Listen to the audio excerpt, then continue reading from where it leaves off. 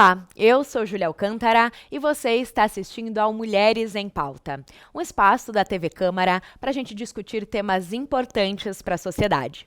E no programa de hoje, a gente vai conversar sobre futebol feminino. Para isso, recebo a convidada Bruna Franklin, ela que é formada em Educação Física e Fisioterapia, iniciou no futsal aos 7 anos, participou de campeonatos nacionais, jogou na Espanha e hoje faz parte do Desportivo Mogi. Seja muito bem-vinda. Obrigada. É um prazer estar participando do programa e estar falando do futebol feminino.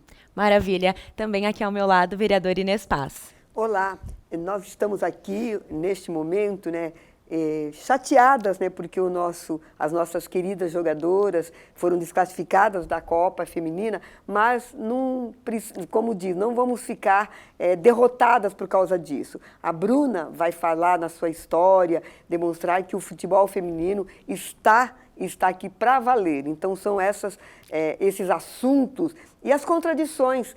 Por que o futebol feminino demorou tanto para vir para valer, e hoje a gente sabe o quanto essas meninas lutam e não tem muito apoio, na minha avaliação acho que não tem muito apoio, mas vamos ouvir a nossa atleta, falar sobre futebol feminino.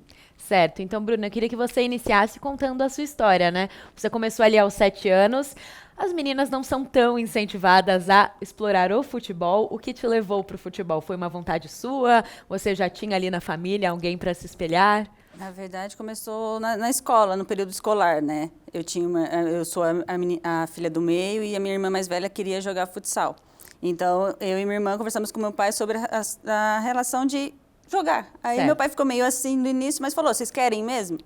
Aí ele falou, vocês vão jogar, mas você tem que levar a sério. Então eu comecei na escola, participando de jogos escolares. E como foi? Tinha mais meninas participando? Você jogava com os meninos? Como era? Tinha mais meninas participando, tinha uma equipe já específica para jogar os jogos escolares. Certo, então seu pai foi ali e falou, independente do que seja, vamos levar a sério. Sim, tinha que ser a sério, não podia ser brincadeira, não. Legal. E aí, como foi se transformando em uma profissão? Em que momento, assim, você começou ali na escola? Chegou um momento que eu queria vivenciar outros ambientes, ser federada, participar de campeonatos federados, confederações. Então, quando estava terminando o ensino médio, eu decidi ir para uma equipe em São Paulo, que era a Sabesp. Aí, como de início, eu tinha de suporte uma cesta básica, então foi gradativamente o meu percurso. E para você fazer essa escolha, eu imagino que não tenha sido tão simples, Porque ali no ensino médio, muitas cobranças, até mesmo para outras áreas, para fazer a faculdade, ou até mesmo para outros esportes, como foi? Sim, eu queria estudar fisioterapia, e o esporte me ajudou muito. Então, para mim, o processo jogar e estudo eu juntei os dois, Então, a minha educação física, ela foi através do esporte. A fisioterapia foi através de bolsa pela minha mãe, mas o esporte me ajudou muito na minha formação. E como foi participar, Quando você saiu do ensino médio, foi mesmo para a equipe da Sabesp?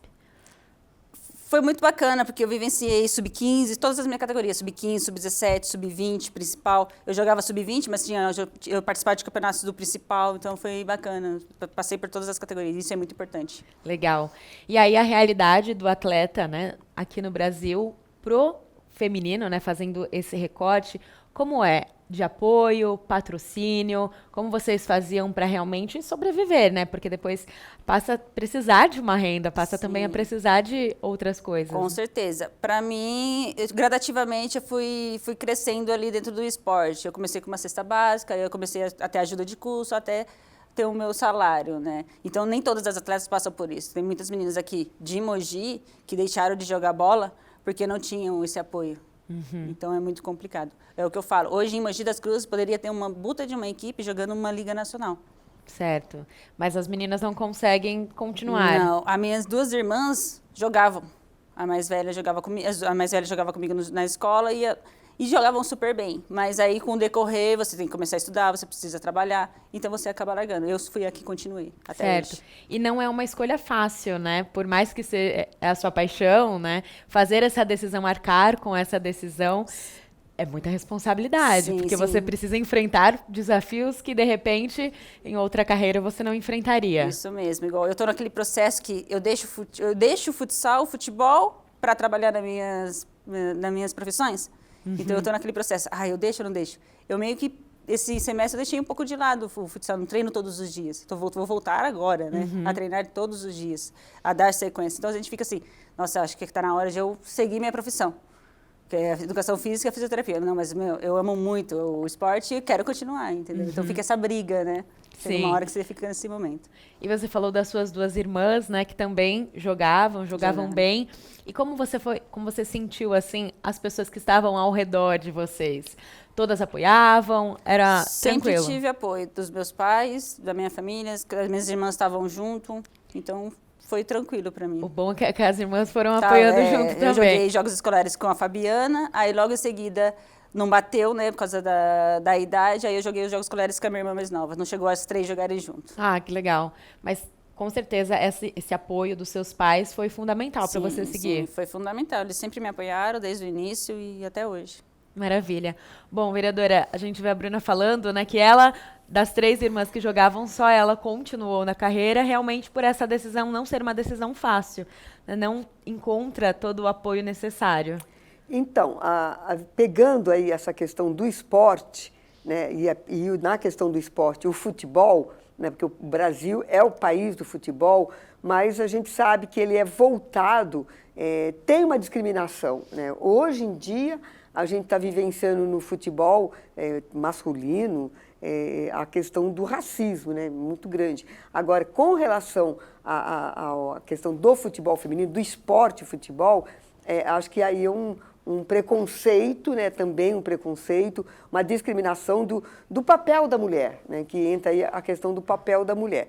E a gente sabe que o esporte, pegando o futebol, ele é um esporte que acaba envolvendo a criançada, vamos dizer assim, né, a molecada, logo cedo, principalmente, como a gente diz, a que moram distante, a da periferia. E não é, e você vê assim, né, a questão dos negros, né, que se destacam, né, que se destacam aí na questão do esporte. Então, nós mulheres, nós passamos por tudo isso, inclusive essa discriminação dentro do esporte. Eu sou de uma família de 9 irmãos, apenas 2 mulheres, então 7 irmãos. Todos os meus irmãos jogavam futebol, mas jogavam aquele futebol que a gente fala, futebol de várzea, né, aquele campo que não tinha nem Sim. campo, nada disso. E o que quando a gente começa a ver o investimento, o poder público, o dinheiro público, aonde que ele vai investir? Ele investe, como a gente fala, nos esportes top, né? Eu lembro que eu discutia muito na questão do náutico, né, o investimento que eles faziam naqueles atletas, não era naqueles atletas de base, naqueles atletas de futebol, não era. Os meus alunos, loucos para serem levados, né, para ser treinados, mas muito difícil. Acho que agora tem um olhar diferente, mas mesmo assim tem a seletividade. Então, tem uma parte do dinheiro público que investe muito mais em outras categorias, em outros tipos de futebol. Então, parabenizar, por exemplo, a Bruna, que enfrentou, né, todo esse preconceito.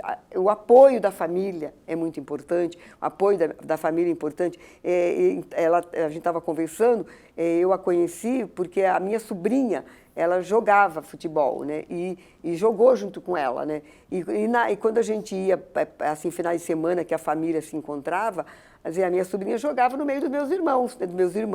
Dos meus sobrinhos, porque não tinha um time de futebol feminino. As escolas, achei assim, interessante o Washington Luiz investir, porque eu fiquei pensando na escola onde eu dei aula, né?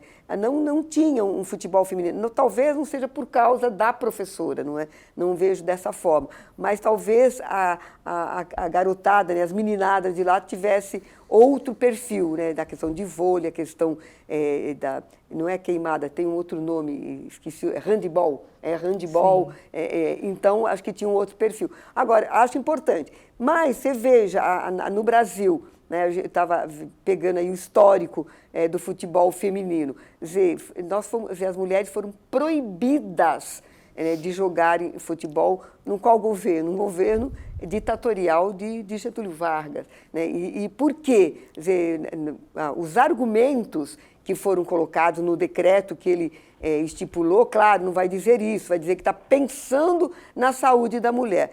Quando que há uma preocupação na saúde da mulher? É simplesmente um preconceito. Por quê? Assim, agora a gente lendo textos feitos de analistas, que é porque a maior parte do time que participava, das mulheres que participavam, eram mulheres negras. Então, como que você vai incentivar o poder público, como que ele vai incentivar um esporte onde se vai representar o nosso país fora, vai ter um time de negras. Então, no conceito, né, de muitas pessoas, e na época do Getúlio Vargas, era a questão de uma inferioridade, mostrar o Brasil por esse aspecto. Então, foi proibida. Voltou, vai fazer 4 décadas, né, que que retomou, e hoje a gente vê o nosso futebol feminino, mas que não tem um incentivo, né, porque eu estava conversando com a Bruna.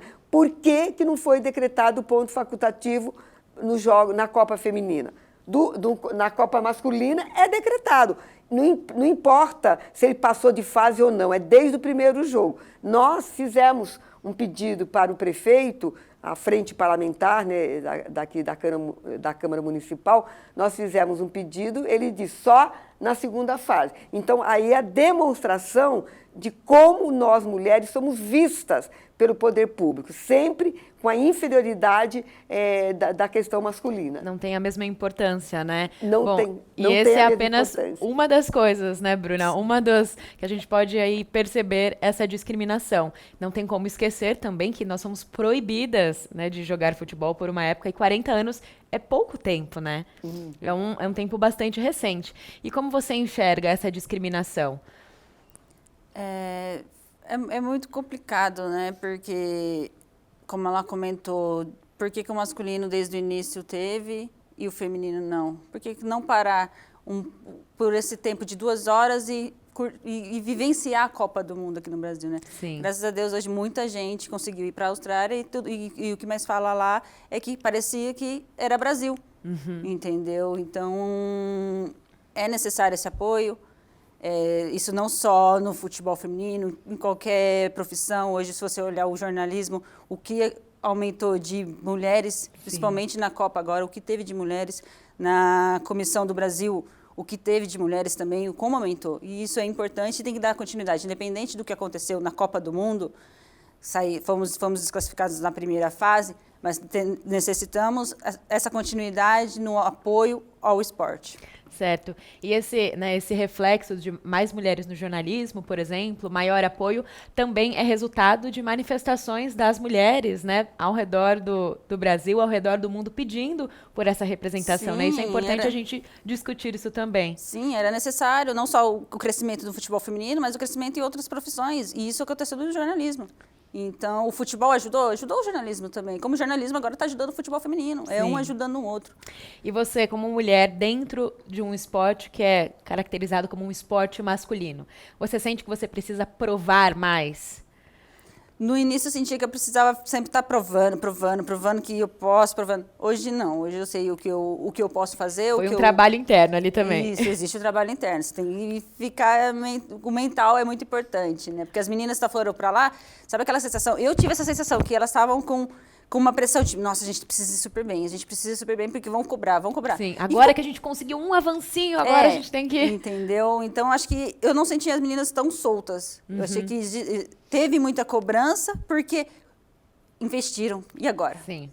Entendeu? É o que eu falo. Não deu. A Alemanha, quando foi campeã da Copa do Mundo, ela precisou de 10 anos para ser campeã. Foi um investimento, não é de um dia para o outro. Começou agora, o futebol feminino começou a ser investido agora, em 2020, 2019.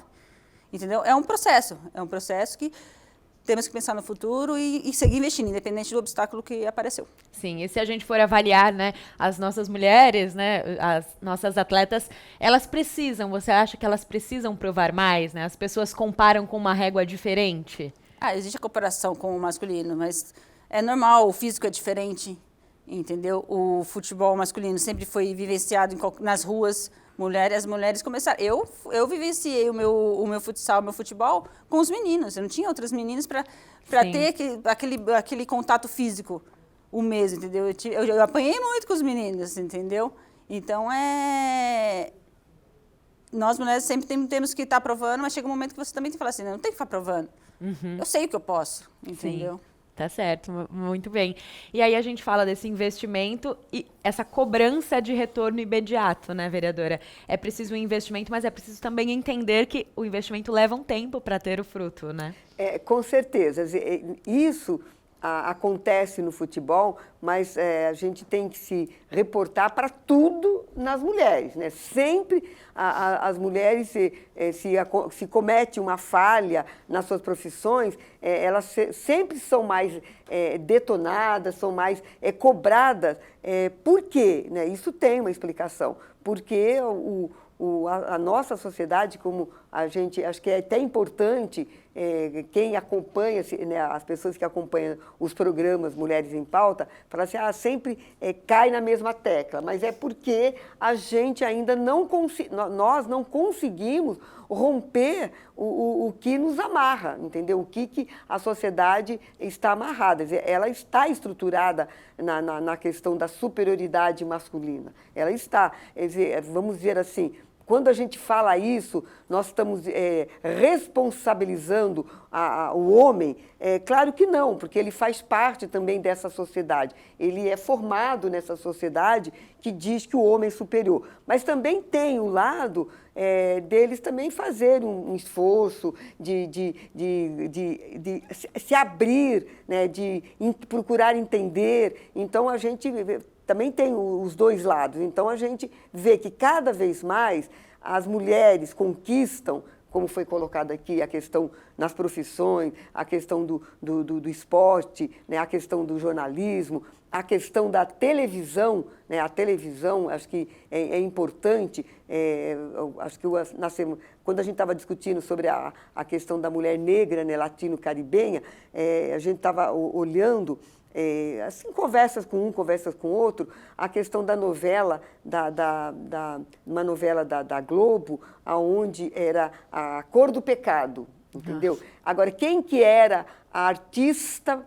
que era a protagonista dessa novela? Era a Thaís Araújo, uma negra. Então, são coisas assim, que estão assim, na sutileza. Então, da Cor do Pecado, uma mulher negra como a protagonista. E isso leva ao quê? Você imaginar que a cor negra é uma cor do pecado, é uma cor errada. Então, tudo isso, a gente pensa que isso não entra no âmago das pessoas. Entram sim. Então, é todo um trabalho psicológico que não é assim direto, contra os negros, contra as negras. Não é um trabalho direto. São nas entrelinhas, sim, como a gente fala. Então, tudo isto a gente precisa romper. Além do que, né, a questão da família, né? A família, nós defendemos família, então vai falar, não, acho que todas as atletas que são atletas, seja de futebol, seja do vôlei, qualquer esporte, claro que defende a família, mas a responsabilidade, né, de você levar um filho para o médico, é só da mulher. Então, e o filho ou a filha, ela é fruto, né, fruto de um casal. Então, acho que a responsabilidade tem que ser dos dois. Então, quem que falta na escola, estou falando na escola porque eu sou professora, quem que falta ao serviço para levar o filho ao médico? Nunca é o homem, quando o homem e a mulher trabalham.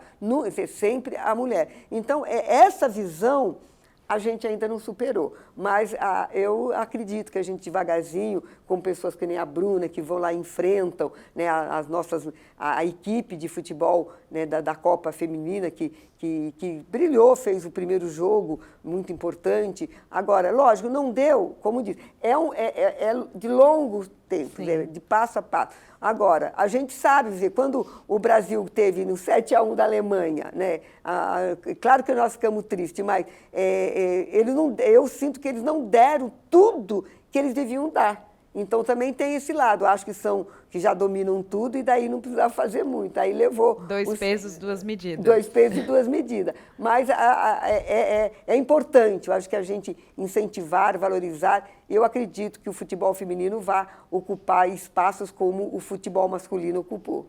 Sim, também. Bruna, você hoje está aqui no Desportivo Mogi, então conta mais pra gente como é essa vida de atleta, como é o cenário aqui. Aqui em Mogi houve uma crescente desde do meu início, né? Hoje aqui nós temos o Desportivo Mogi, temos o Meninas de Ouro em Jundiapeba e temos o Ani Mogi, que é o futebol. Certo. Aqui em Mogi. Então hoje em Mogi inicia a valorização ao esporte do feminino, né? Mas ainda tem muitas dificuldades. Igual Meninas de Ouro tem pouco tempo. E elas ainda vivem de rifas, de ajuda de custo. Elas estão numa crescente, está evoluindo, entendeu? O Desportivo do Mogi já tem uma verba, porque elas joga regionais, joga jogos abertos, joga campeonatos de Liga Paulista. Então, já entra uma verba. E eu fico feliz de ver essa crescente, porque eu me imaginava estar em Mogi, jogando por Mogi. Sempre imaginei isso, e eu não tive isso. Eu tive que sair. Entendeu? E hoje ver meninas que podem estar aqui jogando na sua casa, não precisar ir para São Paulo, pegar trem, vivenciar toda a rotina do centro de São Paulo. Porque já é uma rotina desgastante, né? Sim, por si era só muito. O treinamento. Sim, eu ficava mais tempo viajando do que dentro de uma quadra treinando. Sim. Então ver que agora tem o ginásio Tuta ali com o esporte feminino, lá em Jundiapeba com o evento, com o projeto lá também com o futebol feminino, Funcional Kids, ter o Ani Mogi aí, que agora foi campeão aí da Taça das Favelas. Então você vê que está tendo uma crescente, e isso tem que ir cada vez mais aumentando. E com mais times, mais equipes, também existe maior interesse? Sim, começa a ter maior interesse. Tem muitas meninas ao redor aqui que deixam de jogar, jogam várzea, entendeu? O certo deveria unir essas equipes e formar equipes para o município montar campeonatos, até porque você traz as meninas, entendeu? Porque muitas meninas daqui, eu sei, porque eu fui uma, que teve que sair da cidade para outra cidade para poder vivenciar o esporte, entendeu? Sim. Então é necessário ter projetos, ter campeonatos para trazer as meninas para dentro da cidade. E como funciona o trabalho no Desportivo?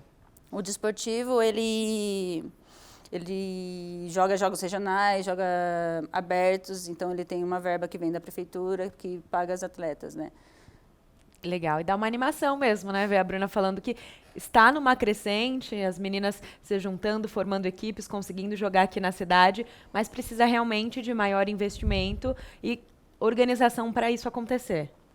O esporte, a gente ouve muito assim, tá sendo feito investimento no esporte. É claro que a gente sabe que, por mais que você invista, sempre vai precisar mais, né? Como disse, o orçamento ele tem um limite, pegando a questão do orçamento municipal. Mas a questão é de olhar político, de onde investir e como investir. Então, quando se fala, né, de investimento no esporte, de uma forma geral, descentralizado do que é do centro, acaba tendo uma coisa assim que não deslancha. Hoje, acho que...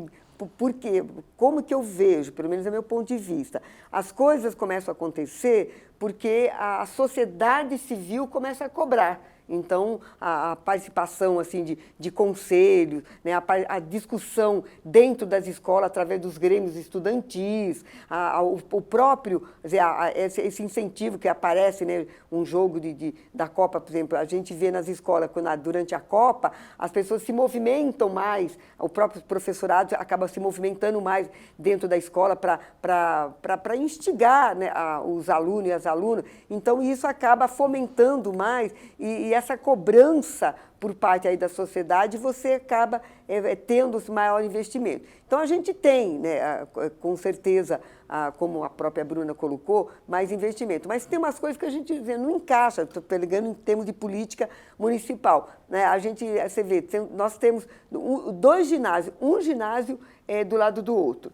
quer dizer, poderia ter feito um investimento de forma diferenciada? Na minha avaliação, eu acho que sim. Lá em Jundiapeba tem um ginásio de esporte que a gente vem cobrando, que se localiza na Nito Sona, totalmente depredado, abandonado, que podia estar sendo incentivado com várias práticas esportivas. Então, acho que a sociedade civil, então as nossas mulheres, nós temos que cobrar, porque tudo que nós conquistamos foi fruto de uma luta. Não foi nada, para tirar, né, o decreto Rapidinho. de 1941, foi lá, o Getúlio Vargas retirou. Né? Agora, para colocar, é uma luta, mas devagarzinho acho que a gente vai conquistando. E é um incentivo. A Bruna não falou, não sei se ela vai falar, mas ela está indo para Portugal. Né, entendeu?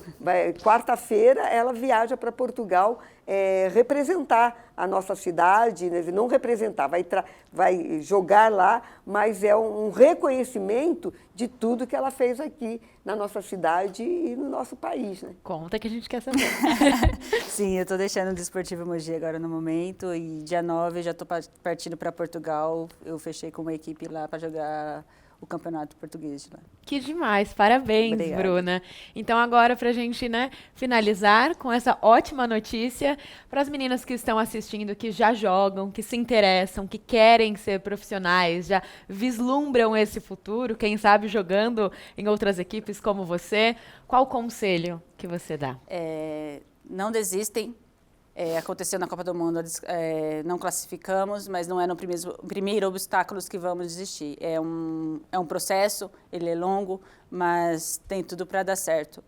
E vocês meninas da região, procurem o Meninas de Ouro, procurem o Desportivo Mogi, o Mogi e busquem pelos seus sonhos. Maravilha. Bruna, parabéns. Obrigada. Muito obrigada pela presença aqui com a gente, contar um pouquinho a sua história. Obrigada, agradeço o convite, foi um prazer estar aqui. Vereadora, obrigada pela presença. Eu que agradeço, né? Agradeço a Bruna e também vou nessa linha. Nós não podemos desistir. Nós mulheres, sempre temos que resistir a tudo que nos colocam, mas aquilo que a gente tem como ideal, aquilo que a gente acredita, a gente tem que batalhar porque um dia será concretizado. Será. Obrigada a você que nos acompanhou. Mulheres em Pauta fica por aqui. Até mais.